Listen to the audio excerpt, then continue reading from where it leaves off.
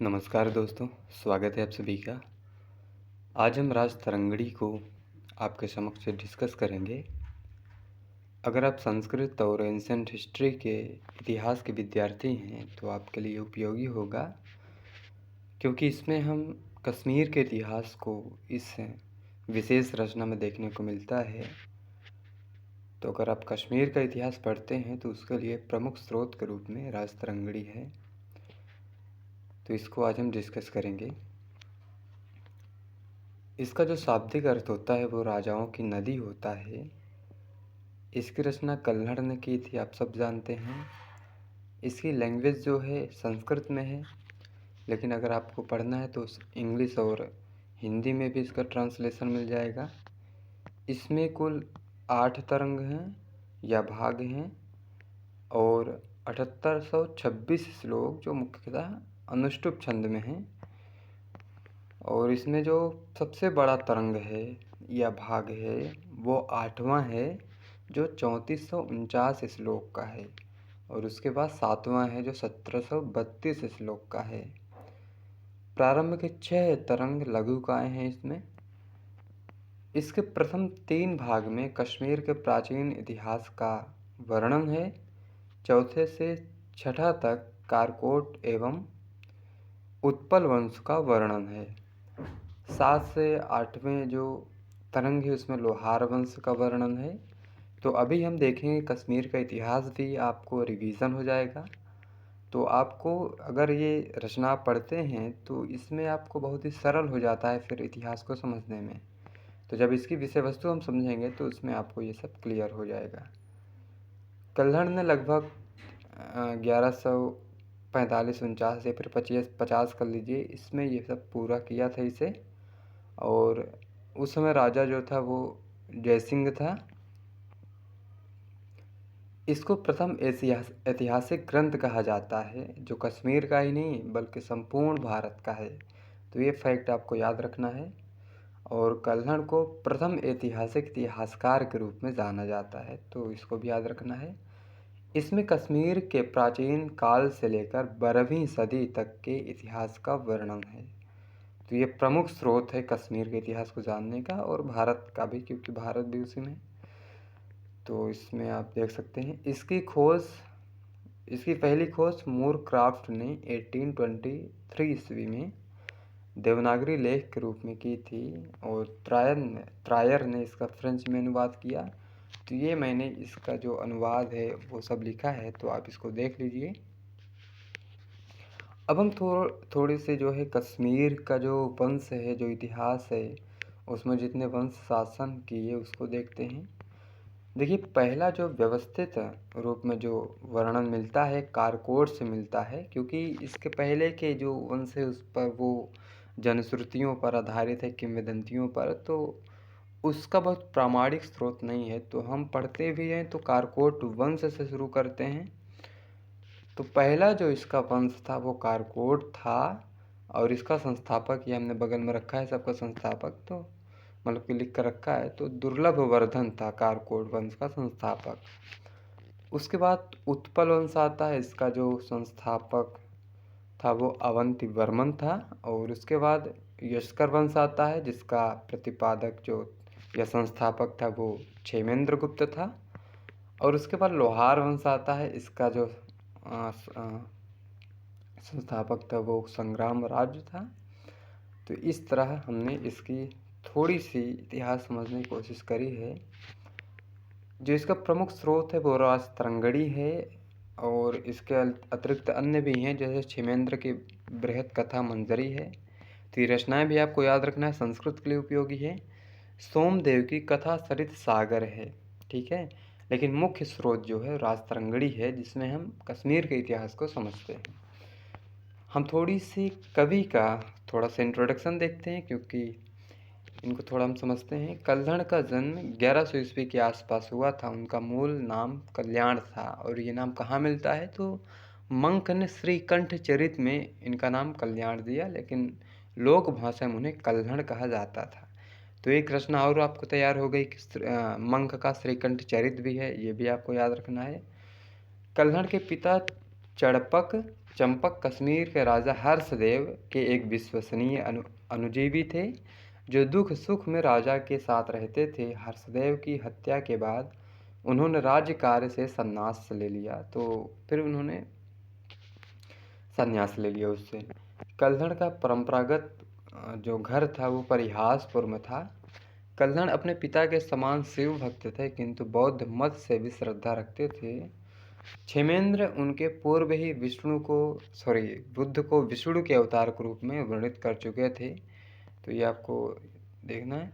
कल्हड़ ने अपनी पुस्तक की रचना सुसल के पुत्र जयसिंह के राज्यकाल में की थी। फिर भी कवि ने जयसिंह के प्रति कोई प्रशंसापूर्ण वाक्य नहीं दिया।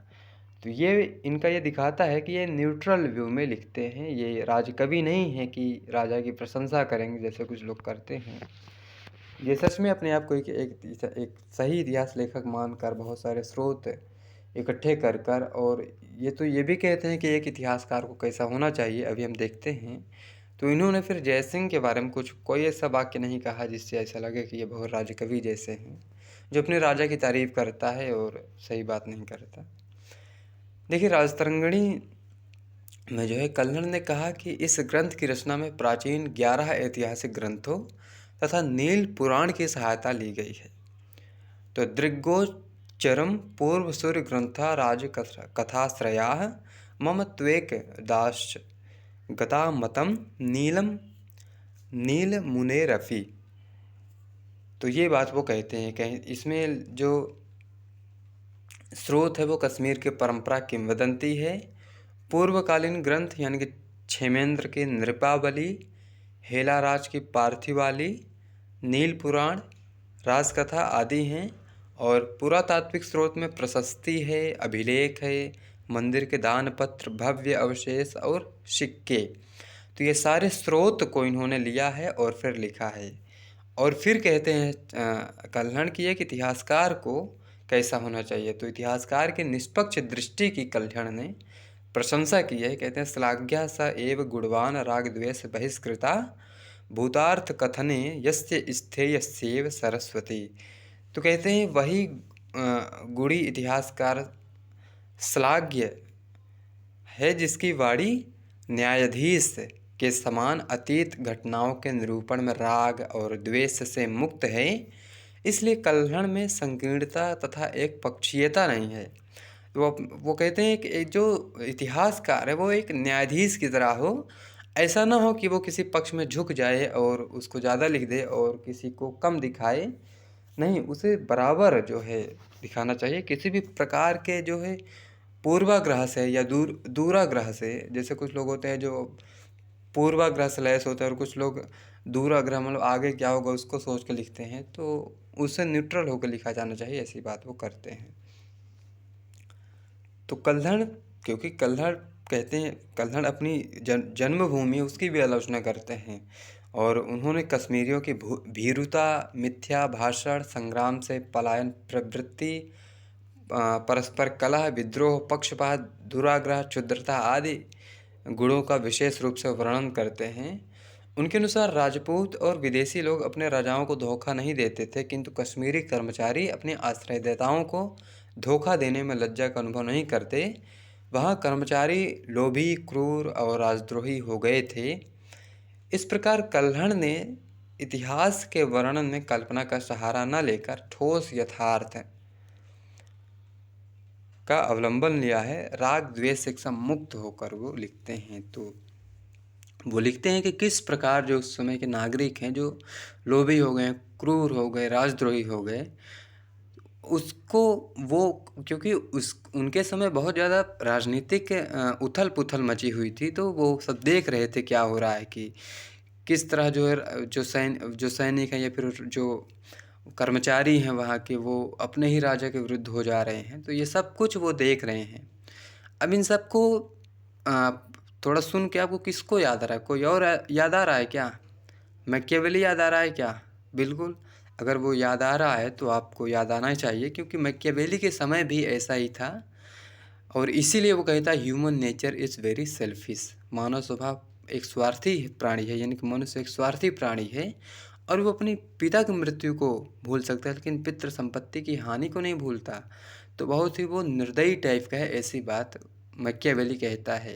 वो तो ये भी कहता है कि कोई व्यक्ति आपके साथ तभी तक है जब तक उसका स्वार्थ सिद्ध होता है, और जैसे ही उसका स्वार्थ सिद्ध आपके साथ नहीं होता ना, तो वो आपके विरुद्ध विद्रोह करता है, फिर आपको नीचा दिखाता है। जब तक स्वार्थ सिद्ध होता है तब तक आपके साथ कोई रहता है, ऐसी बात वो करता है। तो ये सारा सिचुएशन कल्हड़ के समय भी है, ठीक है। तो वो सब ये सब देख करके लिख रहे हैं, इसलिए हम कहते हैं कि इनका जो लिखा हुआ चीज़ है वो यथार्थ है, और इसमें किसी भी प्रकार का राग द्वेष पूर्वाग्रह दूराग्रह नहीं है। दूर्वाग्रह जिसे हम कहते हैं वो सब कुछ नहीं है। अब इनके तरंगों की बात हम कर लेते हैं। प्रारंभिक 4 तरंगों में जो राजवंशों का वर्णन है वह बहुधा प्रामाणिक स्वरूप का है, जनश्रुतियों तथा अपरक्षणीय वंशावलियों पर आश्रित है। तो यहाँ एक चीज़ हमें ये है कि बहुधा प्रामाणिक स्वरूप का है कि नहीं है, क्योंकि जनश्रुतियों तथा अपरक्षणीय वंशावलियों पर आश्रित है, तो बहुत ही अधिक प्रामाणिक नहीं है, ऐसा कहना चाहिए। यहाँ नहीं होना चाहिए, यहाँ नहीं लिख पाया है, तो आप उसको थोड़ा सा बहुधा प्रामाणिक स्वरूप का नहीं है ऐसा कर लेंगे, ठीक है। तो प्रथम हम थोड़ा देखते हैं इसका जो तरंग है। इसके आरंभ में ही कल्हड़ ने कहा कि कश्मीर के आरंभिक जो 52 शासकों का उल्लेख है पहले की किसी वंशावली में नहीं है, फिर भी नील मत पुराण के आधार पर उन्होंने इसका उल्लेख किया है। तदनुसार गोनंद प्रथम यह वर्णन आरंभ हुआ, यानी कि गोनंद प्रथम से यह वर्णन आरंभ हुआ। प्रथम 4 राजाओं के नाम उन्हें मिले, किंतु अनुवर्ती यानी कि उसके बाद के 35 राजाओं के नाम अभिलेखों के नष्ट हो जाने से नहीं मिले। फिर 8 राजाओं के बाद यानी कि इनके नाम दिए गए, यानी कि जो 8 राजा हैं इनके नाम दिए गए हैं। तो 8 राजाओं के बाद बौद्ध मतानुयायी अशोक का शासनकाल आया। उसने श्रीनगरी बसाई, तो श्रीनगरी उन्होंने बसाई, अनेक विहार बनवाए, तब क्रमशः जालौक और दामोदर राजा बने। इनके बाद कश्मीर हुस्क, जुस्क और कनिष्क जैसे मिलेक्षों के हाथों में चला गया। ये सारा वर्णन राज तरंगण में आपको मिलेगा। उन्होंने भी नगर बसाए एवं मठ चैत्य आदि बनवाए। तब एक बौद्ध विरोधी राजा अभिमन्यु प्रथम हुआ जिसने महाभाष्य का प्रचार किया। उसके बाद गोनंद द्वितीय राजा बना जिसने कश्मीर के परंपरागत पूजा विधि का उद्धार किया। उसके बाद अनेक राजाओं के क्रम में शिव भक्त मिहिरकुल राजा बना। वह बहुत क्रूर तथा उद्दंड था। राजाओं के द्वारा कश्मीर में अनेक नगर बसाए जाते रहे। युधिष्ठिर के द्वारा गोनंद वंश का अंत हुआ। तो द्वितीय तरंग जब आता है तो इसमें कश्मीर के बाहर का प्रतापादित्य राजा बनता है। उसके बाद से कश्मीर में आंतरिक कलह प्रारंभ हो जाता है। इस वंश में 6 राजा होते हैं। अंतिम राजा आर्यराज स्वेच्छा से सिंहासन छोड़कर तपस्या करते हुए जीवन त्याग देता है। जो तृतीय तरंग है इसमें गोनंदीय वंश का पुनः उद्धार होता है, क्योंकि इसके पहले जो हुआ था गोनंद वंश आया था उसको पुनः उद्धार होता है। इसमें मेघवाहन से लेकर बालादित्य तक 10 जो है शासक बनते हैं। अब चौथा जो तरंग है इसमें जो है कारकोट राजवंश का शासन आरंभ होता है, जिसमें दुर्लभ वर्धन, प्रतापादित्य, चंद्रापीठ, तारापीठ, मुक्तापीठ जिसे हम ललितादित्य भी कहते हैं आदि राजा हुए। ललितादित्य का शासन बहुत प्रसिद्ध हुआ। उसने कान्य कुब्ज नरेश यशोवर्मा को पराजित करके मार दिया।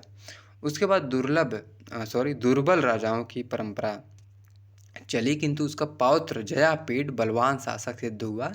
इस वंश का शासनकाल 254 वर्षों तक रहा। अब जो 5वां तरंग है इसमें उत्पल वंशीय राजाओं का ऐतिहासिक कालक्रम तिथि सहित दिया गया है। अब इसमें तिथि भी में डेट भी दी गई है। 1855 ईस्वी में अवंतीवर्मा का अभिषेक होता है, जिसका राज्यकाल आर्थिक और राजनीतिक व्यवस्था के कारण प्रसिद्धि पाता है। उसकी मृत्यु त्रिपुरेश तीर्थ में होती है 883 ईस्वी में। अन्य 11 राजाओं का राज्यकाल 939 ईस्वी में समाप्त होता है। इसमें कई राजा 2 या 3 बार शासन तंत्र को अंतरालों के बाद संभालते हैं, तो ये अंतराल के बाद संभालते रहते हैं। अंतिम राजा सूरवर्मा कुछ दिनों के लिए शासन करता है, उसका सेनापति उसे हटा देता है। इसी बीच में रानी सुगंधा का एक प्रेमी यस्कर राजा बनाया जाता है। इस प्रकार उत्पल वंश का अंत हो जाता है। अब यस्कर वंश आता है षष्ठ तरंग में। इसमें यस्कर यानी कि यस्कर से लेकर रानी दिद्दा, आप जानते होंगे रानी दिद्दा प्रसिद्ध हैं। तो यस्कर से लेकर, यस्कर का शासनकाल इतना था और दिद्दा कितना आप देख लीजिए, तो रानी दिद्दा तक का वर्णन है इसमें। तो यस्कर का काल शांति व्यवस्था से युक्त था, किंतु उसके बाद 3 राजा दुर्बल सिद्ध हुए। एक मंत्री का पुत्र क्षेमगुप्त राजा बना, उसका विवाह लोहार वंश की दिद्दा से हुआ। दिद्दा का कश्मीर के इतिहास में महत्वपूर्ण स्थान सिद्ध हुआ है। क्षेमगुप्त का पुत्र अभिमन्यु द्वितीय अल्पावस्था में राजा बना, उसे दिद्दा पूर्ण संरक्षण प्राप्त हुआ, यानी कि दिद्दा का पूर्ण संरक्षण प्राप्त हुआ। अभिमन्यु की मृत्यु 1972 ईस्वी में हो गई और उसका पुत्र नंदगुप्त राजा बना। दिद्दा ने तांत्रिक प्रयोग करके उसे और उसके उत्तराधिकारी त्रिभुवन गुप्त को भी मरवा दिया। अब देखिए, अब राजघराने में ऐसा होता रहा है कि शासन के लिए वो एक दूसरे को मारते रहे हैं, तो दिद्दा ने इनको जो है मरवा दिया। तब दिद्दा का अंतिम पौत्र भीमगुप्त राजा बना। दिद्दा की राज्य तृष्णा ने तुंग नामक खश, और ये कौन था, दिद्दा का प्रेमी था, के द्वारा उससे भी मरवा दिया। तो अब भीमगुप्त को भी उन्होंने मरवा दिया। वह स्वयं शासन या शासन के लिए आगे आई, शासक बनी तथा 23 वर्षों तक राज्य करती रही। तो 980 से लेकर 1003 ईस्वी तक ये मिलता है। तुंग प्रधानमंत्री बना, क्योंकि प्रेमी था तो प्रधानमंत्री बना। दिद्दा ने मृत्यु के पूर्व अपने भतीजे संग्राम राज्य को राज दे दिया और इस प्रकार कश्मीर में लोहार वंश का शासन आया। तो अब क्योंकि दिद्दा ने अपने क्योंकि दिद्दा लोहार वंश की थी तो अपने भतीजों को दिया तो लोहार वंश आ गया अब यहाँ। तो अब क्या हुआ कि इसमें लोहार वंश के प्रायः जो 7वीं तरंग है, इसमें लोहार वंश के प्रायः 100 वर्षों के शासनकाल का वर्णन है। तो इसमें 1100 मतलब कि 1003 से 1101 ईस्वी तक का मिलता है। इस वंश में संग्राम राज्य जो इस वंश का संस्थापक भी था, तो हरिराज, अनंत, कलश, उत्कर्ष तथा हर्ष, ये 6 राजा हुए। हर्ष को अपने पिता कलश से विवाद था। हर्ष पिता को मारना चाहता था। अब देखिए, पितृहंसा वंश भी एक था, आप सबको पता है। तो पिता पुत्र ऐसा कॉन्फ्लिक्ट चलता रहता है। तो जो हर्ष था अपने पिता को मारना चाहता था। इसी से कलश ने अपने कनिष्ठ पुत्र उत्कर्ष को राजा बनाया। उत्कर्ष को हर्ष ने बंदी लिया। अनंत को भी अपने पुत्र के संघर्ष के कारण आत्महत्या करनी पड़ी थी। हर्ष अत्याचारी तथा निर्दयी शासक था। उसने उच्चल तथा सुत्सल के पिता मल्ल को क्रोध में मार डाला। अब ये उच्चल और सुत्सल दोनों भाई थे, इसके पिता मल्ल थे, तो इसको जो है हर्ष ने मार दिया। अब दोनों भाई क्या करने लगे, हर्ष पर आक्रमण किया। उसे भागना पड़ा, किंतु वह अंततः पकड़ा गया, उसे छल पूर्वक मार दिया गया।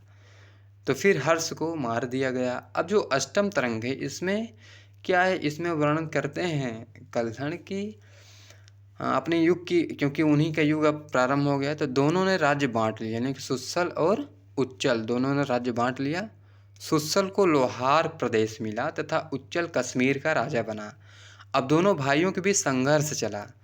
उच्चल 1111 ईस्वी को मारा गया, सुत्सल राजा बना, किंतु उसे भी षड्यंत्र का सामना करना पड़ा। हर्ष के पौत्र भिक्षाचार या भिक्षाचार इसे बोलते हैं, यहाँ 4 नहीं होगा। तो भिक्षाचर ने विद्रोह किया, जो दबा दिया गया। दूसरी ओर डामर भूपतियों के प्रधान गर्गचंद्र ने भी सुस्सल के विरोध में आंदोलन किया, किंतु उसे भी दबा दिया गया।